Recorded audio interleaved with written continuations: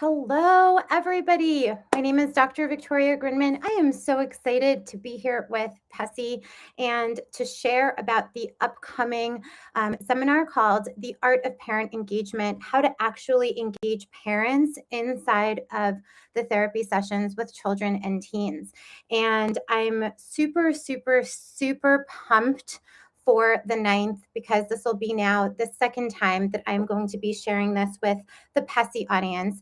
And I'm so excited to just give you a little bit of a sneak peek into what the seminar is all about. And I want to bust a myth with this sneak peek. In the last few weeks, since I've been talking about this seminar and really sharing it with colleagues and parents really across the country, I have heard so many times from my peers and colleagues and supervisees ask me, well, isn't parent engagement just bringing the parent into the session and giving them a little bit of a sneak peek as to what you're doing with their child? Like, what else is there to it? And what I found from these questions is that we are actually so disconnected from the importance of and also the how behind engaging parents in an effective way so that we can support children. So I want today to be a short taste and appetizer into what it actually takes to be prepared to be in sessions with children and their parents. And so this is what it's going to be today. If you have questions, please let me know. I will try to answer them as we go along. But first and foremost, why? Why are we talking about parent engagement? Why is this so important? Well, we know that our goal and our intention always is to maximize the potential of the work that we're actually doing with children. And we know that even though we're influential as therapists, the most important thing is for us to also help families sustain all of the gains that we support them with in session outside of session, right? When I'm with clients for the last almost 20 years, my goal and intention has always been to support them and to help maximize their ability to utilize the skills in a sustainable manner on their own. And if they need me, that's great, right? They can always come back. But the importance is, how do we help them sustain it so that they can be the boss of their life? They can actually use the tools that we give them in a way to support themselves when there are transitions in their life, when there are new things that come up. So, number one, why parent engagement? Sustainability. Okay, we want to maximize the potential of all of the work that we do. Number two, we know that the work, when it is with children or teenagers, it is family centered. When I was much younger in my career, I used to work with children all the time. So the first, I want to say, half of my career was really dedicated to working with kids with special needs and their families.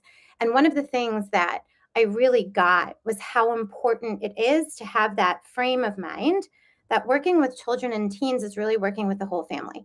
Because those kids go out of your sessions, right? They come home from school and they're in school. So they're at home, right? After they come home from school. So we need to have it be family centered. And so part of engaging parents is making sure that parents are feeling empowered, confident, and also clear about what it is we're doing. And most importantly, their role in their child's treatment and in the healing process. So that's why this is so important. Now, this is the problem. The problem that we have seen is that, and the research has shown that even though parent engagement is super important for the sustainability of the work and also the effectiveness of the treatment for children and teens, parents actually struggle to engage. And more than that, parents and families who are most at risk, right, are the ones that usually drop out of therapy. And we have to ask ourselves, why is that? And we have to be incredibly attuned to the reasons why this happens so that we can support people. Now, there are two huge benefits that I'm going to cover in this long one-day seminar that really strike a chord with what parents are going to get and what you as a therapist are going to get from engaging parents effectively. Number one, it empowers them. And number two, it creates an independence for them to be able to actually take things on with their family as a parent in their parenthood journey with confidence and clarity. So let's talk a little bit about what we're actually going to cover. And I have an incredible menu for you. I have all these notes over here because I want to make sure that you know exactly what it takes to engage effectively. And I'll start off by saying, and I shared this the last time that, Pessy and I did this kind of live, is that, you know, we really I really started working with families and children and teens and not really understanding how to gain parent buy-in. I was working with many different families that had all sorts of different things going on. Some of them, the parents worked a lot, right? A lot of parents didn't have resources to really pay attention to what we were doing in therapy. The priorities were divided. And I knew that I had to help this child that was in front of me. And part of that was learning how to actually speak to the parents in a way that will be supportive and not in a way that has them feel disempowered. And so through all of these years, I developed what I call almost like a formula and a system and a process to engaging with parents in a way that works. And so what we're going to cover in this seminar is just that. Number one, I'm going to go through the most important part of all of this, which is, if you get nothing else from that day with me, it'll be about your perspective of the role of the parent in treatment. We're not talking about, just what your idea is of what a parent should be, but we all, as therapists and clinicians, have an idea of what a parent's role is inside of their child's life and also inside of the therapy room. And this perspective is created by our own experience in life as therapists and as people. It's created and formed by our experiences in our training and our schooling and just what we've heard and also what we have experienced in the therapy room. So exploring that and knowing how to actually do that reflexive process as therapists is something that we're going to cover. I'm also going to talk about what biases we as therapists actually have based our own life and experience and things like that. And what are the assumptions that we have about parents and about families and children? And if you've given any thought to this, that is awesome. But I promise you, there are some of those biases and assumptions that are blind spots. And so I'm going to actually help you uncover what those blind spots are for you so that you don't have them get in the way of your work with your clients. And this is going to be really, really imperative and important. And then finally, I'm going to share with you in that section how to actually uncover what they are in a fast, clear, and really effective way. Okay. Then we're going to talk about what your perspective is of your own role in the therapy. I found when I was working so much of the time with families, I had all of these assumptions and all of these thoughts about what my role as a therapist is. And I didn't realize how much of it was incorrect or was really standing in the way of me being the most effective, attuned, and clear minded professional. And once I understood what that was, I was able to really get it out of my way. And so, what is our role in engaging parents? Okay. And I'm going to talk to you about the three major roles that you as a therapist play that will make all the difference in you being able to engage parents effectively. And then I'm also going to share with you the roles that you should never play in a therapeutic situation with parents and with kids. And when you hear about those roles, you're going to see yourself in them. And don't worry, I'm not going to leave you with just that. I'm going to share with you how to actually reframe and take on a more effective role so that you can really engage them well. And we're going to break down the barriers to any challenges that you have to actually engaging parents overall, even those you didn't even know were there. Okay. And I call them those blind spots. I share that, to me, a blind spot is like a little cobweb in my mind. And when I have that cobweb in my mind, I can't see clearly what's in front of me. And because you're human, as am I, we all have them. And so, if you can work with me in a way where you can uncover and discover what yours are, you're going to be set up for success. Okay. And the most fun part of this section of the seminar is really digging so deeply into resistance. And we're going to talk about parental resistance because parents do resist being in therapy. And some of you might say, but the parents that I work with, they call me. They want to actually do the work with me. And what I'll share with you is even those parents that have called you, and even those parents that have wanted the therapeutic support, once they actually land in the office, I'm going to share with you all of the different things that go on for them emotionally, physiologically, spiritually, even behind under the hood, right? Like not logically or rationally or really even consciously, right? But what are all of those things that go on for them that create a resistance to them being able to engage effectively in the work with their child? And if any of you have worked with parents, you know that there are so many things that happen inside of those conversations and sessions that have parents, saying things or behaving in ways that really create resistance for you as a therapist to really being able to do good work. So, we're going to get a really great, clear picture of why that's happening, how to approach it in a confident way. So, you as a therapist will just say, okay, I really feel I have tools. I feel resourced now. So you're going to feel really, really good because I'm going to uncover all of those resistances with you. And we're going to talk about all of the different mistakes that sometimes we as therapists make, right? And how to make sure that you steer clear of them. And so I've always found that um, the more clear we are about how we show up with people, the more clear we are about how certain things land for others, it becomes more successful to be able to reach them. Like if I know how you're going to feel when I say X, Y, and Z, or I know that if I say it this way, it's going to land on you in a way that will make you feel empowered versus disempowered, right?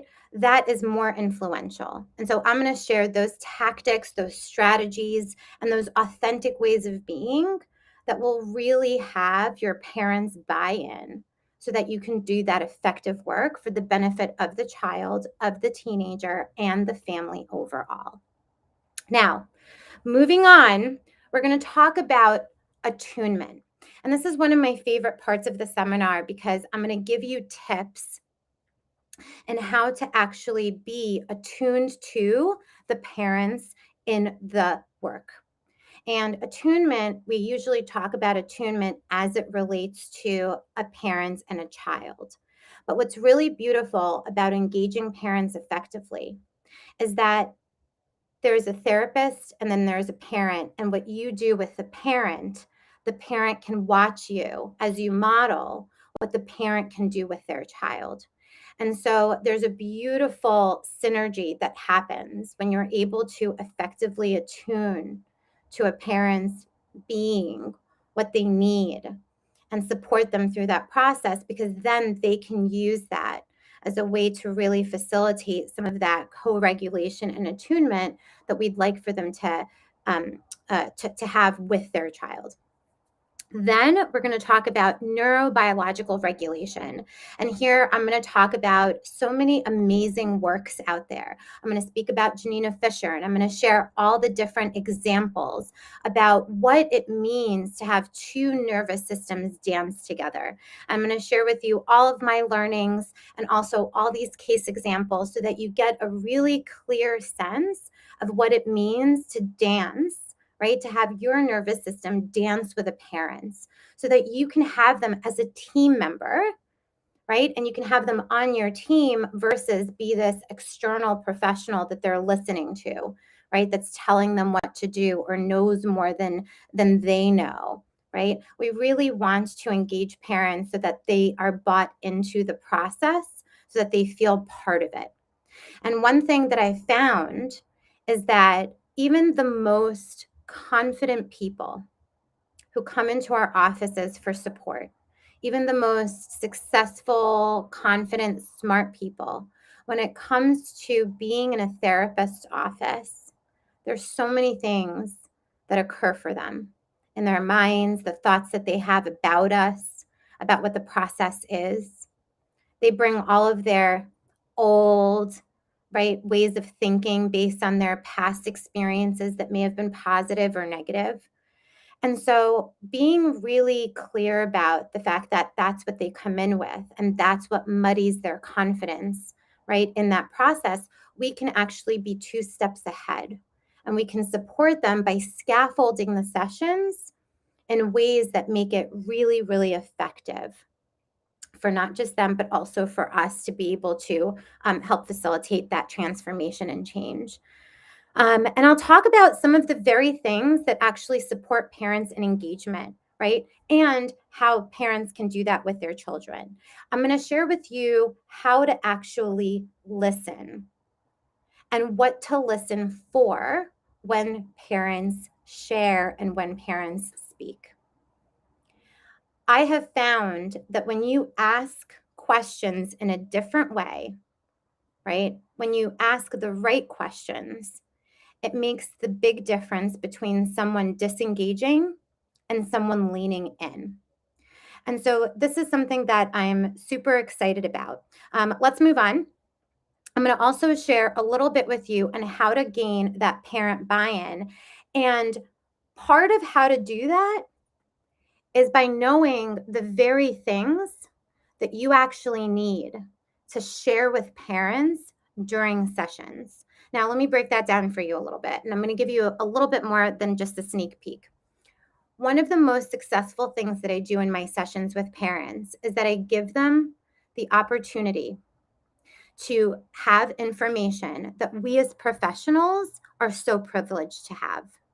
I can't tell you how many parents have been, jaws on the floor, sort of, wow, right? Like really, really, their eyes opened up, their brains opened up when I've shared with them information about their child's development, about what attachment is in a way that actually makes it digestible for them.